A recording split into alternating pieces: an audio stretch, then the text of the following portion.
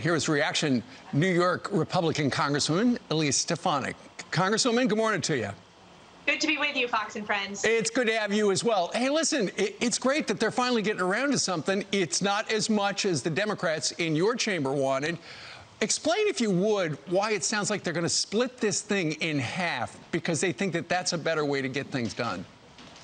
Well, unfortunately, Speaker Pelosi has walked away from the negotiating table for months, and I trust Leader McConnell in his judgment to how we can deliver needed relief to the American people. It is important that we provide additional support for small businesses through the Paycheck Protection Program, as well as support for hospitals. The vaccination distribution effort for Operation Warp Speed needs additional funds. What they're having to split off is the Democratic proposal for state and local aid, but also importantly, the Republican proposal for liability protections, which I strongly support.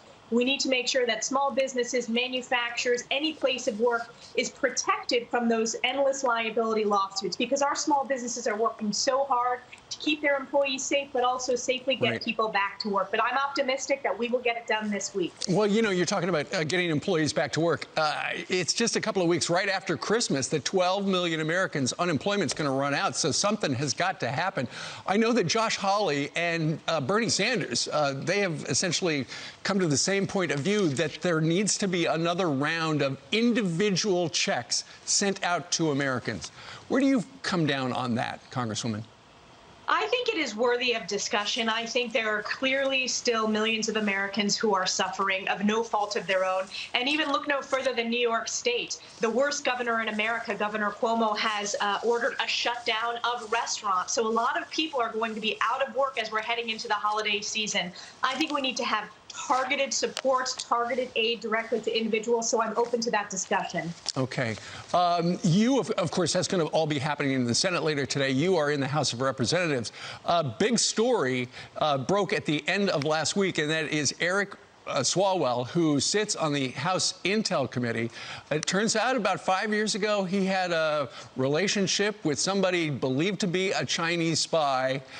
Nancy Pelosi's got no problem with it. She said, I'm not concerned. But then again, she knew that he had that relationship, and yet she placed him on the House Intel Committee. He needs to step down immediately from the House Permanent Select Committee on Intelligence. It's not just that he had a relationship with a communist Chinese spy. It's that she fundraised for him. She placed an intern in his office who's affiliated with the Chinese Communist Party. So that's infiltrating an official office. And Speaker Pelosi was made aware of this, but she did not brief her colleagues in the Gang of Eight, which is the leadership that gets highly classified intelligence briefings. Right. Not only did to step down from the committee, but he needs to appear before the Ethics Committee, and Speaker Pelosi needs to come clean with the American people as to when she knew, why it was okay for her to keep Eric Swalwell. From my perspective, he should never have kept that seat on the Permanent Select Committee on Intelligence. But this is disturbing. He owes his constituents answers.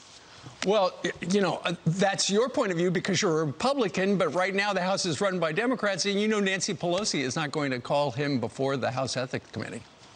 Well, it's not because I'm a Republican, Steve. It's because I'm an American. And I understand that one of our greatest adversaries is the Chinese Communist Party, whose size and scope of their influence operations is very, very concerning and one of our top threats. But to have a member of Congress on the House Intelligence Committee who is privy to the most classified briefings, he needs to appear before the Ethics Committee, and Republicans and really every member of Congress should continue to ask these questions of Speaker Pelosi until we get answers. Well, we've got a lot of questions, and he has not provided hardly any answers. Elise Stefanik, thank you very much for joining us today.